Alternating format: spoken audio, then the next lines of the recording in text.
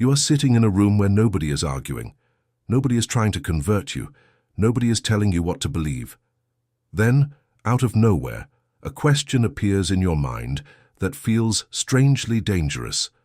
Not because it attacks your faith, but because it threatens something even deeper. What if there are stories you have never questioned simply because questioning them feels forbidden? Most people think doubt begins when faith becomes weak. But what if doubt begins when curiosity becomes stronger than fear? Think about how many stories from childhood you accepted without resistance. They were repeated by parents, teachers, relatives, movies, books, and communities until they stopped feeling like stories and started feeling like memories. At some point, repetition became reality. And once something becomes part of your identity, examining it no longer feels like an intellectual exercise. It feels personal. That is why certain questions create an immediate emotional reaction long before they create a logical one. You can almost feel it happening inside yourself. Before your mind searches for an answer, another part of you whispers that maybe you should not even ask. That reaction alone is fascinating. Why does a simple question have so much power? Why does uncertainty sometimes feel more frightening than ignorance? Imagine someone asking you whether every animal on Earth once fit inside a single wooden vessel built thousands of years ago. If you had never heard the story before, how would you react? Would your first response be to investigate the logistics, the history, the biology, the archaeology, or would you simply ask for evidence? Now imagine the exact same question after spending your entire life hearing the story repeated as one of humanity's defining moments. The question itself suddenly changes. It no longer feels neutral. It feels loaded. It feels like it carries consequences beyond the facts. That shift is where today's journey begins, not with an attempt to tell you what happened or did not happen, but with an invitation to notice what happens inside your own mind when deeply familiar narratives are examined from an unfamiliar angle. There is a difference between attacking a belief and exploring why certain beliefs become emotionally untouchable. That difference matters, because the human mind is remarkably good at protecting what gives it stability. Sometimes that protection serves us well. Sometimes it prevents us from asking questions that deserve to exist. Think back to a moment when someone challenged something you considered obvious. Maybe it was about history, maybe politics, maybe family traditions, maybe science, maybe religion. Chances are you did not immediately evaluate the evidence. You first evaluated the threat. You measured how dangerous accepting a different possibility might be. Not because you were irrational, but because every human being builds an identity from stories. Some stories explain where we came from. Others explain why suffering exists. Others explain whether justice ultimately wins. Remove one important story, and the entire structure can begin to shake. That possibility makes many people deeply uncomfortable, regardless of what they believe. And perhaps that discomfort tells us something important about human nature itself. We often assume that people believe things because the evidence convinced them. Psychology suggests something more complicated. Sometimes evidence shapes belief. Sometimes belonging shapes belief. Sometimes fear shapes belief. Sometimes hope does. Sometimes love does. Sometimes the desire for certainty becomes stronger than the desire for accuracy. None of this automatically makes a belief true or false. It simply reminds us that human beings rarely arrive at their deepest convictions through logic alone. If this thought has ever crossed your mind, or if you completely disagree with it, leave your perspective below. Not because there must be a winner, but because the most interesting conversations often begin where certainty ends. Now consider the story of Noah's Ark, not as a target, but as a mirror. Why has it endured across thousands of years? Why has it remained emotionally powerful, even for people who no longer read ancient texts? Perhaps because it speaks to fears that are universal. Fear that humanity destroys itself. Fear that judgment eventually arrives. Fear that survival belongs only to the prepared. Fear that starting over might sometimes be necessary. Stories survive because they carry meaning, not necessarily because every listener approaches them the same way. Throughout history, many people have understood ancient narratives literally. Others have understood them symbolically. Others have treated them as theological teaching, moral literature, cultural memory, or mythic storytelling. The existence of these different interpretations is itself worth reflecting on. It reveals that the relationship between truth and story is often more complex than we first assume. Yet something interesting happens whenever discussions move from meaning to historical certainty. Suddenly, emotions intensify. The conversation changes. Instead of asking what a story communicates about humanity, people begin asking whether every physical detail unfolded exactly as described. That transition creates an entirely different kind of debate. And it is here that many people experience an internal conflict they rarely admit out loud. They wonder whether asking practical questions somehow betrays spiritual sincerity. Questions such as how countless species could have been gathered from every continent, how ecosystems recovered afterward, how geological evidence should be interpreted, or why different civilizations preserve their own flood traditions. These are not necessarily questions born from hostility. Often they are born from genuine curiosity. Yet curiosity can feel lonely when surrounded by certainty. Some people suppress those questions because they fear disappointing their families. Others because they fear disappointing themselves.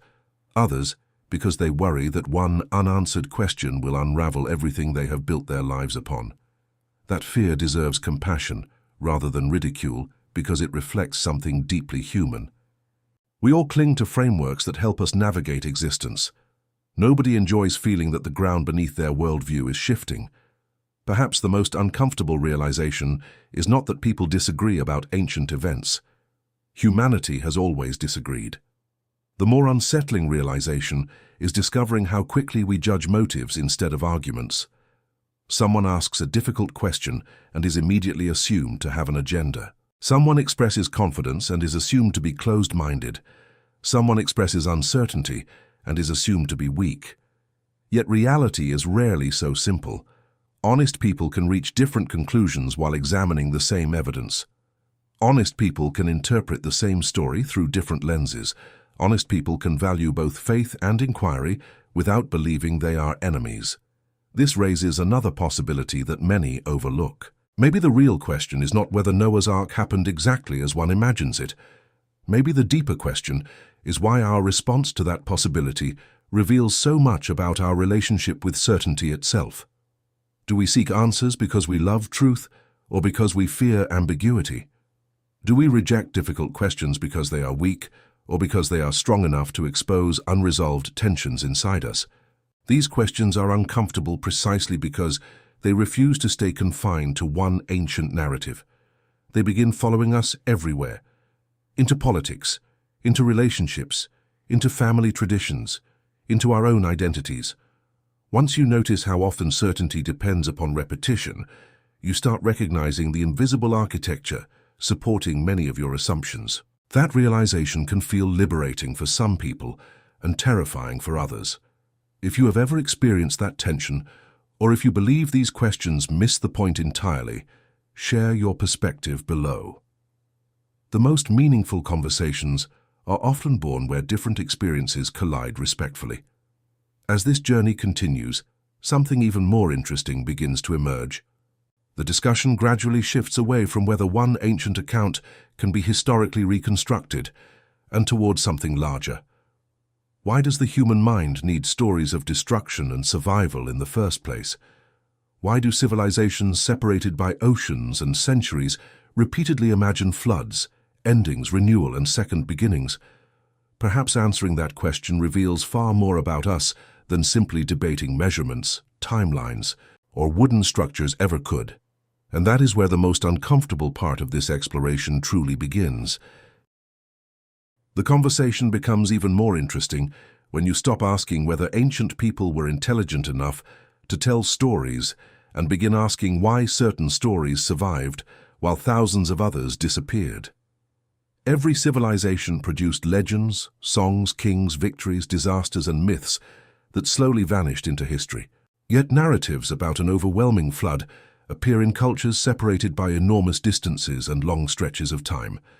Some people see that as evidence that a remarkable historical event left a lasting memory. Others see it as an example of different societies independently responding to the same universal human experiences of rivers overflowing, coastlines changing, and communities rebuilding after catastrophe. Neither observation automatically settles the question. Instead, it invites a deeper one. What does it say about humanity that stories of destruction followed by renewal resonate across generations regardless of culture or belief? Imagine standing beside a river that has provided food, trade, and life to your community for centuries. Then imagine that same river swelling beyond anything your grandparents had ever witnessed. Homes disappear. Fields vanish beneath muddy water. Families become separated. Survivors tell their children what happened, and those children tell their own children, each generation emphasizing the parts that mattered most. Over hundreds of years, memory and meaning naturally become intertwined. Details change, symbols grow stronger.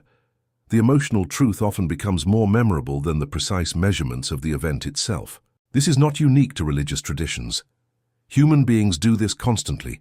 We simplify complex experiences into stories because stories are easier to remember than data. We remember heroes more easily than statistics. We remember dramatic moments more easily than gradual processes. We remember the feeling of an event long after we forget its exact details. That tendency does not automatically transform every story into literal history, nor does it make every story fictional. It simply reminds us that memory is shaped by meaning as much as by observation. This is where discussions about Noah's Ark often become more emotionally charged than intellectually curious. One person approaches the account primarily as sacred history, another approaches it as theological literature, another sees it as an ancient narrative expressing profound moral themes. Another wonders whether several historical flood events may have inspired traditions that evolved over time. These approaches are not always driven by dishonesty. They often arise from different assumptions about how ancient texts communicate truth. If two people begin with different assumptions, they may examine the same passage and honestly arrive at different conclusions. Recognizing that reality can lower the temperature of the conversation without lowering its importance. The question then shifts from proving someone wrong to understanding why intelligent people can disagree in good faith. That shift is surprisingly difficult because certainty often feels safer than complexity. We like clear categories. Either everything happened exactly as described or nothing valuable remains. Either every question has an immediate answer or every belief collapses, yet real life rarely behaves that way. History, literature, philosophy, and even science frequently involve uncertainty, revision, and interpretation. Accepting uncertainty is uncomfortable because it requires patience. It asks us to resist the temptation of quick conclusions. Think about how often you have wanted a simple answer to a complicated problem, perhaps during a difficult relationship, perhaps after losing someone you loved, perhaps while deciding which path your life should take. The desire for certainty is deeply human. It gives us stability during moments of confusion. That same desire can also make us uncomfortable with questions that refuse to disappear. None of this means certainty is always wrong. It simply means our emotional relationship with certainty deserves examination. Sometimes confidence grows from careful reflection. Sometimes it grows from familiarity. Distinguishing between those two possibilities requires humility from everyone, regardless of where they stand. There is another fascinating aspect of the flood narrative that often receives less attention than debates about measurements or logistics. The story confronts people with themes that remain emotionally relevant today. Human responsibility, moral failure, renewal after catastrophe, hope in the middle of uncertainty. Whether someone interprets the account primarily as history, symbolism, or theology, these themes continue to speak to experiences that every generation recognizes. Communities still face disasters. Individuals still wonder whether people can change. Families still ask how hope survives after enormous loss. Those questions have not disappeared simply because centuries have passed. They remain part of the human condition. That may help explain why discussions surrounding the story continue with such intensity. They are rarely just about ancient events. They often become conversations about trust, identity, morality, and meaning. When someone feels that a challenge to a familiar story is also a challenge to their deepest values, the emotional stakes naturally become much higher. Likewise, when someone feels discouraged from asking sincere questions, they may experience frustration rather than curiosity. Both reactions reveal something about the importance these narratives hold in people's lives. Instead of treating those reactions as evidence that one side fears the truth, it may be more helpful to see them as reminders that stories can shape identity as well as belief. That recognition encourages a different kind of conversation, one that makes room for careful questions without assuming hostile intentions. As the discussion continues, another realization begins to emerge. The real challenge may not be deciding whether an ancient flood covered the entire world or reflected memories of regional disasters. The greater challenge may be learning how to approach questions that matter deeply, without assuming that disagreement must become disrespect. History repeatedly shows that thoughtful inquiry and sincere conviction are not always enemies. Sometimes they sharpen one another. Sometimes they expose our assumptions. Sometimes they reveal how much we still have to learn. That possibility is both unsettling and liberating, because it invites every person, regardless of perspective, to remain curious enough to keep listening even when certainty feels easier. The deeper this reflection goes, the more it becomes clear that the discussion was never only about an ark. It is about the way every human being decides what deserves confidence. Long before most people learn how to evaluate historical sources, geological evidence, or ancient literature, they learn whom to trust. Parents, teachers, religious leaders, books, documentaries, universities, friends, and personal experiences all become part of the invisible framework through which reality is interpreted. None of us begins from a perfectly neutral position. Every person inherits assumptions before they ever begin questioning them. Recognizing that fact is not an admission of weakness. It is an invitation to intellectual humility. It reminds us that everyone, regardless of worldview, has blind spots that are difficult to see from the inside. That realization becomes especially important when discussing ancient narratives because the surviving evidence is often incomplete. Archaeology uncovers fragments rather than complete pictures. Ancient texts preserve voices from particular cultures rather than every perspective that once existed. Geological records continue to be studied and interpreted as new discoveries emerge. Historians regularly revise conclusions when additional evidence appears. None of this means that knowledge is impossible. It simply means that serious inquiry often involves probabilities instead of absolute certainty. That reality can be frustrating because human beings naturally prefer clean answers. We enjoy saying that everything is settled, yet the history of knowledge repeatedly demonstrates that confidence and certainty are not always the same thing. Many ideas once considered unquestionable were later revised. At the same time, many conclusions once dismissed eventually became widely accepted after stronger evidence accumulated. The lesson is not that every belief is equally valid. The lesson is that honest investigation requires both conviction and openness. One without the other can easily become either stubbornness or confusion. This balance is difficult because it asks us to separate our identity from our conclusions.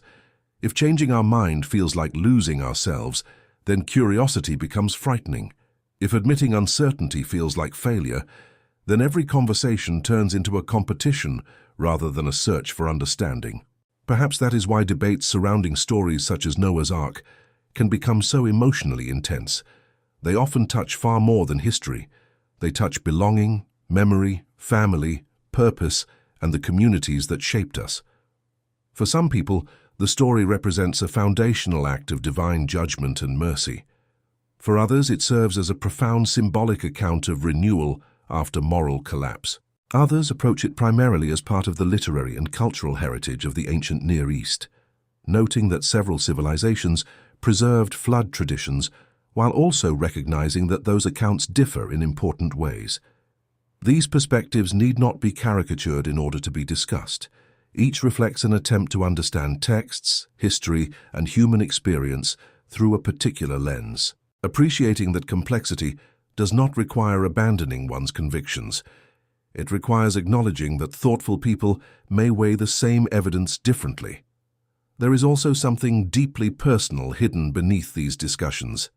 Consider how people respond after experiencing profound loss. Some search for scientific explanations because understanding the mechanics of tragedy helps them regain a sense of control. Others search for spiritual meaning because they believe suffering must fit into a larger story. Many people do both. Human beings rarely live by facts alone or by symbols alone. We constantly weave evidence, memory, emotion, and hope into narratives that help us move forward. Ancient stories often endure because they speak to that universal process. They ask questions that every generation continues to face. How do we rebuild after disaster? Can humanity learn from its failures? What responsibilities do individuals carry toward one another? Is renewal possible after destruction? These questions remain meaningful regardless of where someone ultimately stands on the historical details of the account. In that sense, the lasting influence of the story may reveal as much about enduring human concerns as it does about ancient history itself. By this point, the conversation has expanded beyond a single narrative. It has become a reflection on how we think, how we trust, and how we respond when long-held assumptions encounter sincere questions. Perhaps the most valuable outcome is not reaching identical conclusions, but becoming more capable of engaging difficult subjects with patience, honesty, and respect. That kind of conversation does not eliminate disagreement. Instead, it transforms disagreement into an opportunity to better understand both the evidence before us and the people sitting across from us. Whether one ultimately sees Noah's Ark as literal history, symbolic literature, theological teaching, or some combination of these approaches, the willingness to ask careful questions while extending intellectual charity to others may be one of the most enduring lessons such conversations can offer.